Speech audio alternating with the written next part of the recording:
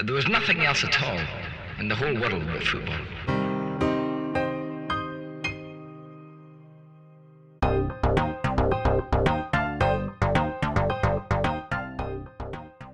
Welcome to my Euro 2020 preview for Sweden versus Slovakia for the Triple F. I think this one's quite a difficult one to predict. Both teams had a positive result in their first game. Slovakia looked really solid against Poland. Although Poland had a man sent off, I thought they were well deserved for their win. And Sweden, despite only having 14% possession against Spain, they still managed to create chances and should have scored. They should have scored at least one goal. So it's two teams, positive results in the first round of matches. I'm expecting this one to be a close game. Sweden have shown over kind of the last year that they have goals in them throughout their team, whereas over the same sort of period, Slovakia have had some really quite poor results with draws against Cyprus and Malta, games that I'd expect them to win really if they wanted to compete. So I'm going with 2-1 Sweden. I think Berg will score, especially after missing that sitter against Spain. He'll be even more determined to find the back of the net. And I think I think Skriniar might get a second goal. I know he's a centre back, but I fancy him to get Slovakia's goal. He looked really dangerous in not just dangerous in Poland's box on Monday, but he looked hungry, like he wanted the goal.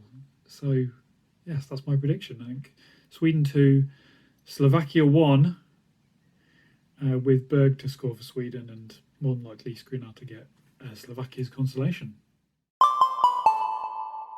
Time for my reaction to Sweden 1, Slovakia 0. It was a terrible first half. I'm struggling to remember anything from it, to be honest. Probably best to not remember any of it. Slovakia clearly happy with the point from the get-go, and you would think Sweden wanted to win it, but they didn't show any of that in the first half. Second half, luckily, Sweden decided they were going to try and take all 3 points. Isak with some good runs. One of them he got a good shot away, and it was a good save from Dubravka, although a save you'd expect him to make.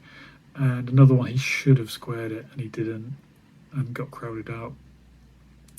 Also made a good save in the Sweden goal, although the header was offside. And down the other end, Dubravka made an absolutely fantastic save. Right in the middle, somehow it dived into the middle of the goal, got a really strong hand on it, and managed to divert the ball behind for a corner. And then finally, Sweden's pressure paid off with a nice through ball. Dubravka ended up giving the penalty away, which was a penalty. And then Forsberg took it really well, low, hard into the bottom corner, even though the keeper went the right way, couldn't quite get there, too much power on it. And even then, Slovakia weren't really putting a lot of effort into attacking. It wasn't until kind of after the 80th minute where they started to press a bit and actually brought in an actual forward. There was one point where they even attacked down the flank, and there were 4 or 5 Swedish players back defending, and there wasn't a single Slovakian player near the penalty area. It was ridiculous.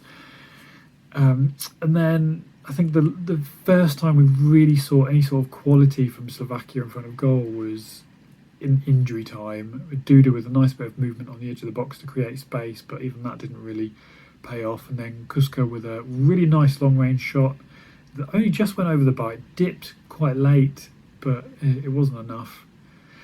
So overall, I have to say that Sweden deserved the win. They were solid, and they showed a bit of an attacking intent for one half of the match, as opposed to Slovakia's 10 minutes right at the end. So Sweden 1, Slovakia 0.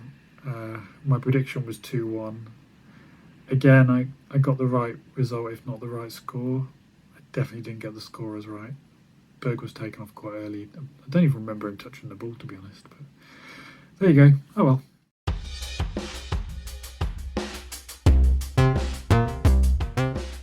Thank you so much for listening to the Triple F. If you could please drop a like on our Facebook page, subscribe to the YouTube channel, and follow us on Twitter, that would be massively appreciated. Hope you're all keeping safe, and thanks again for listening to the Triple F.